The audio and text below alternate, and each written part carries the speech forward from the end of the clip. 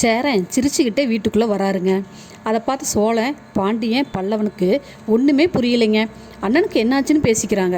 ஏன்பா சாப்பிட்டீங்களான்னு எல்லாத்தையும் பார்த்து கேட்குறாரு நம்ம சேரன். இன்னும் சாப்பிட்லண்ணா, நீங்கள் வரட்டுன்னு வெயிட் பண்ணணும் அப்படின்னு சொல்கிறாருங்க நம்ம சோழன். வாங்கப்பா எல்லோரும் சாப்பிட்லாம் அப்படின்னு சொல்லி சேரன் சொல்கிறாருங்க. அண்ணா உனக்கு மனசு கஷ்டமாக இருக்கா அப்படின்னு சோழன் கேட்க அதுக்கு சோழன் சிரிக்கிறாருங்க. அப்படியெல்லாம் இல்லைப்பா, இந்த பொண்ணு இல்லைன்னா என்ன, இன்னொரு பொண்ணு, நீங்கள் எல்லாம் வாங்க சாப்பிட்லாம் அப்படின்னு சொல்லிட்டு எல்லோரும் சாப்பிட்றாங்க.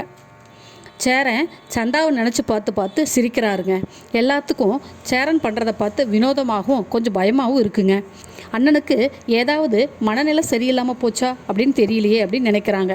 அவங்க இடத்துல நாம நின்று பார்த்தாலும் அப்படி தாங்க நினைப்போம். சேரன் அவங்க அப்பாவும் அவர் பங்குக்கு, இந்த நிச்சயதார்த்தம் நின்று போச்சுன்னா கவலைப்படாத, இந்த பொண்ணு போனால் என்ன, நாம் நல்ல பொண்ணாக உனக்கு பார்க்கலான்னு சொல்கிறாரு. அதுக்கு சோழன், ஆமாப்பா நானும் அதைத்தான் சொல்கிறேன், கடவுள் நம்மளுக்கு ஒன்று வேண்டான்னு நினச்சா வேறு நல்லதாக கொடுப்பாருன்னு சொல்லுவாங்கப்பா, அது மாதிரி தான் எனக்கு வேறு நல்ல பொண்ணு கிடைக்கும்னு சொல்கிறாரு. அதை கேட்ட நடேசனுக்கு பரவாயில்ல, நம்ம பையன் தேறிட்டான் அப்படின்னு நினைக்கிறாருங்க. நிலா சோழனை பார்த்து, ஏங்க இங்கே கொஞ்சம் ரூமுக்கு வரீங்களா, உங்ககிட்ட கொஞ்சம் பேசணும்னு சொல்கிறாங்க. சோழனுக்கு கையும் ஓடலை காலும் ஓடலைங்க. ஏங்க என்னையா கூப்பிட்டீங்க அப்படின்னு திரும்பவும் கேட்குறாரு. ஆமாங்க உள்ளே வாங்கன்னு சொல்லிட்டு உள்ளே போகிறாங்க. சோழன் நிலா உள்ளே கூப்பிட்டதை வேறு மாதிரி புரிஞ்சுக்கிட்டு ஜிவ்வுன்னு வானத்தில் பறக்கிறாருங்க. ஸ்டைலாக தலையை கோதிக்கிறாருங்க. தனக்குத்தானே பேசி பார்த்துக்கிட்டு பயங்கர ஹாப்பியாக ரூமுக்குள்ளே போகிறாருங்க. ஏங்க சீக்கிரம் உள்ளே வாங்க, கதவை தாழ் போடுங்க அப்படின்னு நிலா சொல்ல சோழனுக்கு என்ன செய்கிறதுனே தெரியலைங்க. இதோ உங்கள் கதவை லாக் பண்ணுறேங்க அப்படின்னு சொல்லிட்டு கதவை தாழ் போடுறாருங்க.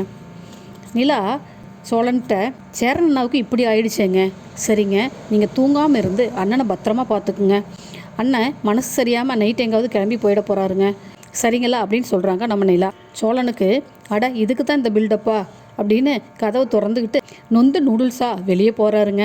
பாவமாக இருக்குங்க நம்ம சோழனை பார்க்குறதுக்கு. பாண்டியன்கிட்டையும் பல்லவன்கிட்டையும் போய், தம்பிகளா, அண்ணன் இன்னைக்கு நம்ம நைட்டு கவனமாக பார்த்துக்கணும், ஜாக்கிரதையாக பார்த்துக்கணும்டா அப்படின்னு சோழன் சொல்கிறாரு. சேரன் நல்லா அசந்து தூங்குறாருங்க. சோழன் பாண்டியன் பல்லவன் 3 பேரும் சேரன் தூங்குறதையே பார்த்துட்ருக்காங்க. அண்ணன் நிஜமாலும் தூங்குறாரா இல்லை நடிக்கிறாரான்னு தெரியலையே.